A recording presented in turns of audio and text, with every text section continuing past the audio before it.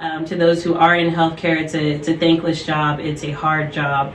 Definitely somebody's got to do it, but it just it didn't fit with my morals at the time.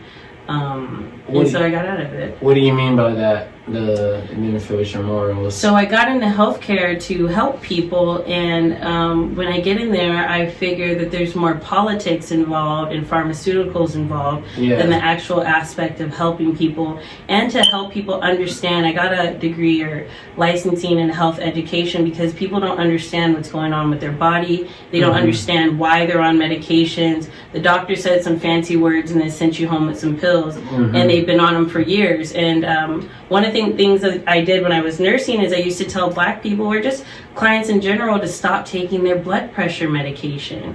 And it's it's a huge staple in the Black community, probably as well as in Hispanic culture. They'll put you on high blood pressure medication, and I asked my client, I said, "You've been on this for 10 years.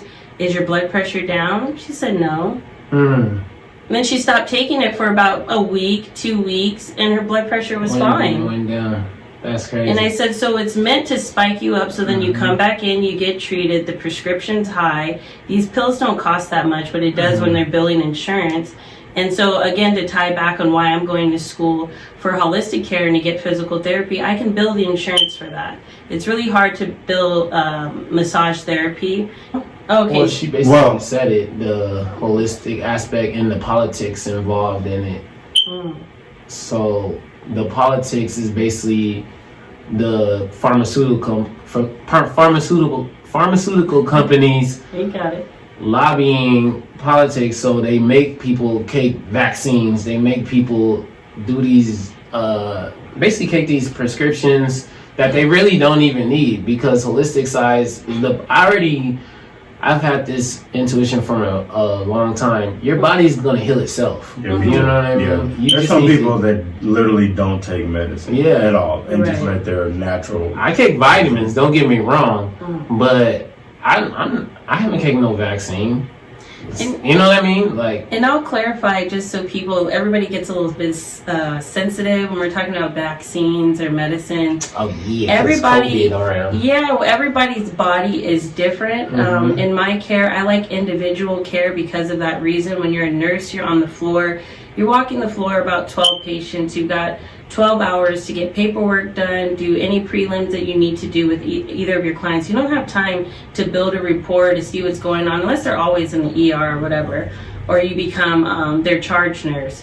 But in that aspect, you're not able to give an individual care. You're giving what the textbook said. This should cover everything, and they send you home with that. And that don't work for me, and the side effects might be really bad for me. And so why I like it, we don't have the time to figure it out, and that's not helping people, and we're not educating people. You shouldn't be in the emergency room for a tummy ache, okay? You shouldn't be in the emergency room for anything where you can go and get Benadryl, you can go get a Tylenol. I went to the emergency room. I didn't know I had the flu, okay? I'd never gotten it before. I was dying. I'm dying. Okay, I'm talking about. I'm in there 8 hours. I'm like, the body chills, all that. I figure I'm as close to death as I'm about to get. These Negroes come out of there after I'm waiting for hours. They're like, "Oh, you have the flu. There's nothing you can do. Go home. Here's some Tylenol." And they billed me at the time $600. This was in college.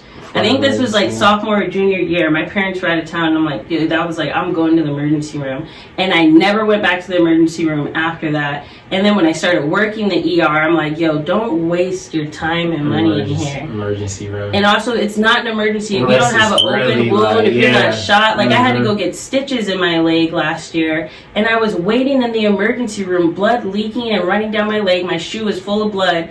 And the lady that went before me was with her son on his little switcher. There's nothing wrong with this kid. He had a rash. Yeah. And she spent my time that I could have been and I had to get stitched up in the hallway on a stretcher because she came to the emergency room to get Benadryl.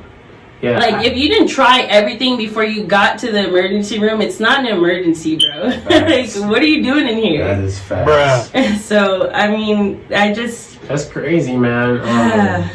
I can see, like, a lot of, like, I don't know if you can call it, like, injustices or just, a lot of fuck shit happens It's called in the hospital. Yeah, it's definitely called capitalism. We live in a country where we're capitalistic. And they don't. And they're not necessarily trying to help people. No. They're more just trying to make money. Right. If it make money for them, it makes sense. Yeah. I have to get you dependent on healthcare. Like that's the main goal. Fact. And so everybody out there definitely, you know, I would say just I go all the way to the basics. Just exercise, drink water, rest. Stop stressing. Stop stressing. Stress manifests as illness in the body. Just